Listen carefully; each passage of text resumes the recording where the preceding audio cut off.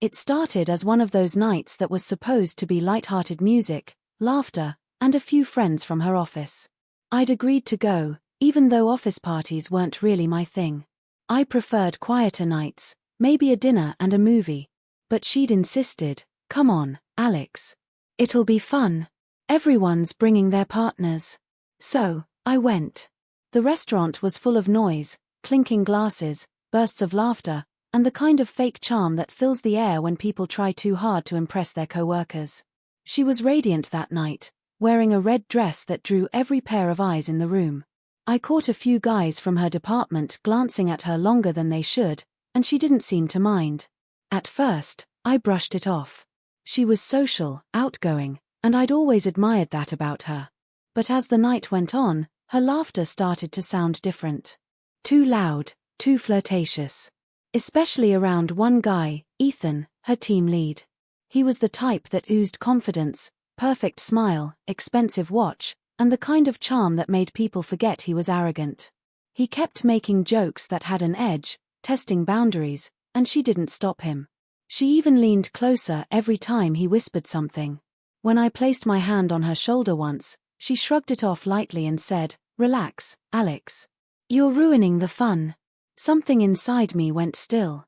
I forced a smile, nodded, and tried to blend back into the crowd, but every second felt heavier, every laugh she shared with him sharper. It wasn't just harmless fun anymore. It was disrespect. And everyone could see it. Half an hour later, she was sitting beside him at the bar while I sat alone at the table. A coworker of hers gave me a sympathetic look before saying quietly, "She's been drinking a bit too much. Maybe get her to calm down." I nodded, stood, and walked toward her. When I touched her arm, she turned clearly annoyed. "What, let's go home," I said calmly. "You've had enough." She laughed, but it wasn't kind. It was loud, dismissive, the kind that cuts. "You're ruining the fun again, Alex. God, can't you just loosen up for once?" The people around us went silent for a moment. Ethan chuckled awkwardly, but she didn't seem to notice. I took a breath, nodded once, and said softly, "You're right. I am ruining the fun." Then I walked out. She didn't follow. The night air hit me like a wall of cold truth. I got in my car, drove home in silence, and sat in the dark living room for hours. The house felt emptier than it ever had before. There were pictures of us on the shelves. The ones where she smiled at me like I was her whole world. But that version of her felt like someone else now. Around midnight, my phone buzzed.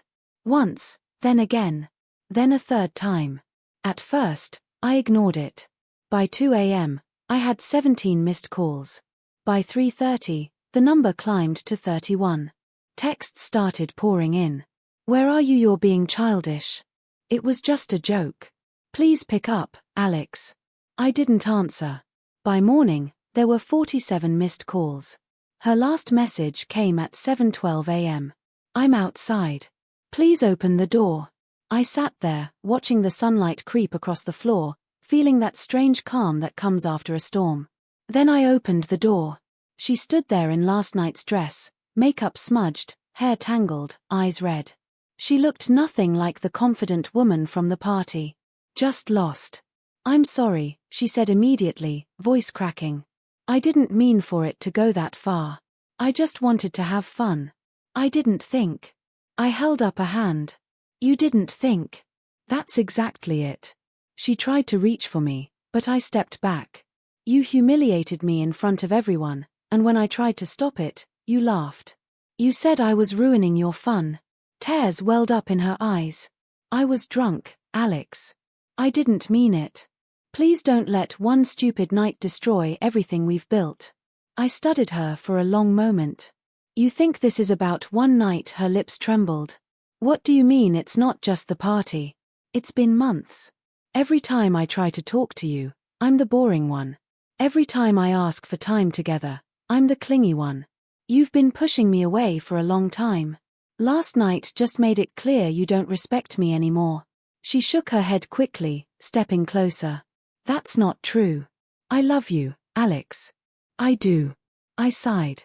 "Maybe, but love without respect isn't worth much." Her voice broke. "Please don't do this." I turned away, walked to the table, and picked up the ring I'd taken off the night before. I placed it in her hand gently. I need space. Real space this time. No calls, no texts. She stared at the ring like it was burning her skin. You can't mean that. I do.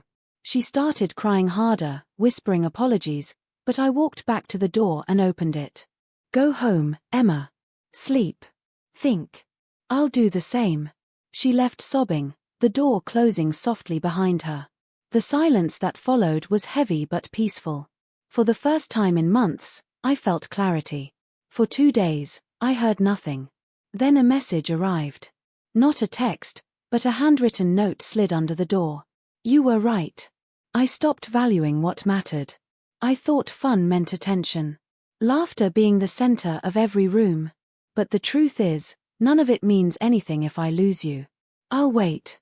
No calls, no texts, just waiting. I didn't reply. Weeks passed. I went to work, saw friends, began rediscovering small joys I'd lost in the chaos. Coffee at sunrise, long walks, the quiet peace of solitude. Sometimes I missed her, sometimes I didn't. Then one evening as I left the office, I saw her waiting by my car. Not dressed up, not made up, just simple, genuine. Hi, she said softly.